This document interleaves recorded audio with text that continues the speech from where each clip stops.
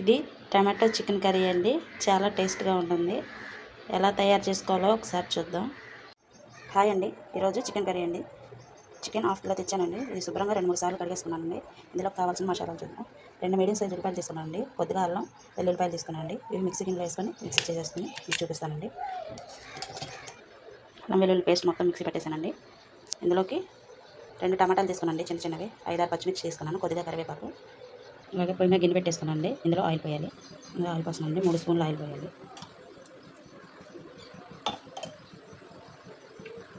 ఇలా ఆయిల్ పోసేసానండి. నూనె కాగిపోయిందండి. రుబ్బుకున్న అల్లం ఉల్లిపాయ పచ్చిమిరపకాయ అల్లం వెల్లుల్లిపాయ వేసేస్తానండి. ఒకసారి కలుపుకుని ఇది పచ్చిగా పోయేదాకా మగ్గించుకోవాలండి. అల్లం వేగుతుంది కదండి, ఇందులోనే పచ్చిమిరపకాయలు వేసేస్తాను. అల్లం పచ్చిమిరపకాయలు వేసేసాను కదండి, ఇందులోనే చికెన్ కూడా వేసేస్తాను. మొత్తం వేసేసుకున్నాక మీకు చూపిస్తానండి. ఒకసారి వేసేసుకున్నాం కదండి, ఇదంతా కలిపేస్తాను. చికెన్లో నుండి వాటర్ తొందరగా రావాలంటే సాల్ట్ వేసుకుంటే తొందరగా నీళ్ళు వచ్చేస్తుంది. 1 స్పూన్ సాల్ట్ వేసుకుంటాను.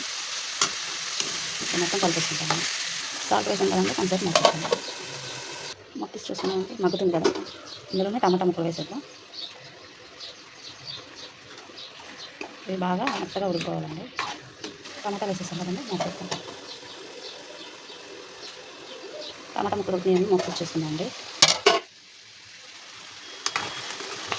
టమాటాలు కూడా మెత్తగా ఉడికాను.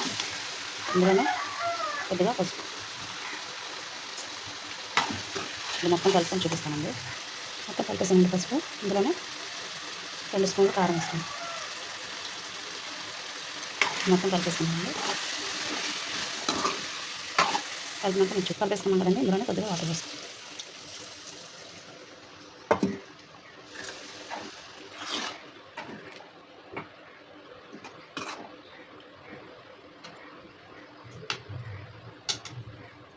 మూత పెట్టేస్తున్నాను. ఉడికినాక చూపిస్తాను. అయిపోయిందేమో మొత్తం చూసుకున్నాను ఒకసారి. అయిపోయిందండి. అందులోనే కొద్దిగా కట్ చేసుకుని కొత్తిమీర కూడా వేసేస్తాను.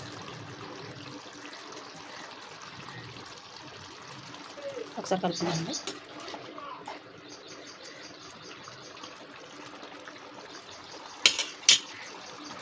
ఒక నిమిషం మూత పెట్టుకుంటే